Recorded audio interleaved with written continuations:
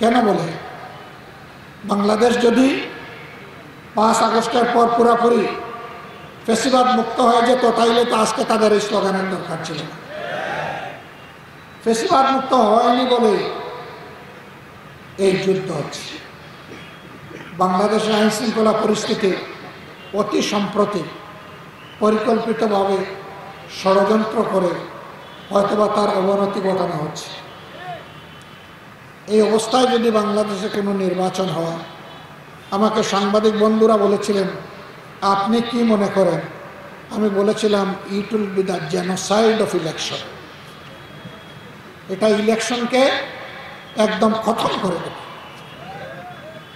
চরম বিশৃঙ্খলা হবে, রক্তের বন্যায় বাংলাদেশ ভেসে যাবে। আমরা এটা চাই। আমরা চাই সকল ক্ষেত্রে প্রয়োজনীয় সংস্কার সাধন করে দেশে আইন শৃঙ্খলা ফিরিয়ে এনে জনগণকে স্বস্তির সাথে তার ভোট প্রয়োগের সুযোগ তৈরি করে দিতে হবে।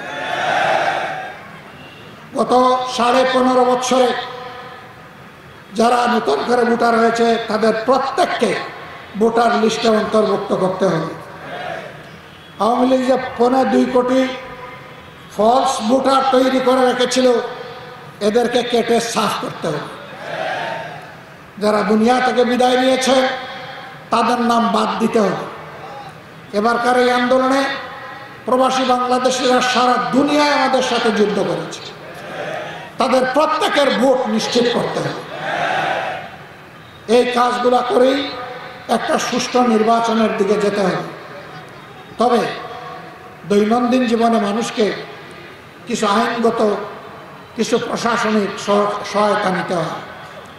এখন ইউনিয়ন পরিষদগুলো আওয়ামী লীগের ছিল, জোর করে বাই বাতিজা শালা সম্বন্ধিক মিলে তারা দখল করেছিল।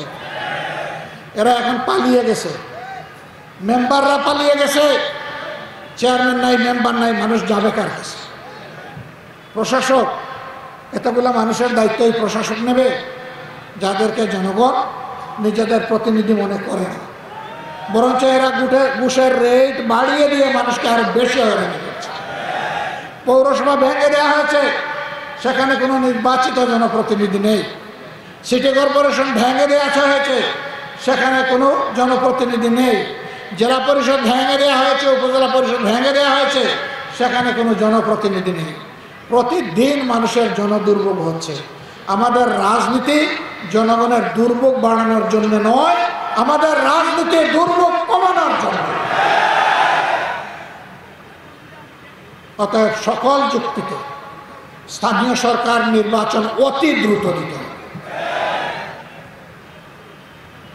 অবশ্যই জাতীয় নির্বাচনের জন্য গ্রহণযোগ্য সংস্কার হতে হবে, কারণ ওর মাধ্যমে সরকার গঠন হবে।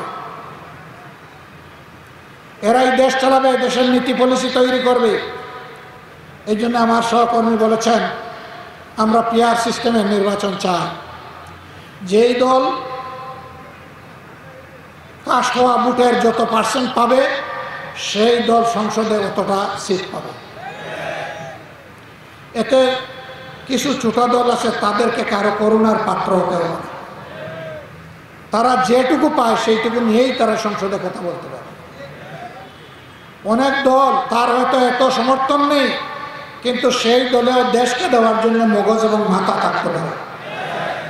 আমরা চাই তারা সংসদে গিয়ে কথা বলে। পিআর সিস্টেম না হলে দেখা যাচ্ছে একজন পেয়েছে 41% ভোট, আরেকজন পেয়েছে 40% ভোট। 41% পেয়ে 218 আসন, আর 40% পেয়ে মাত্র 70 আসন।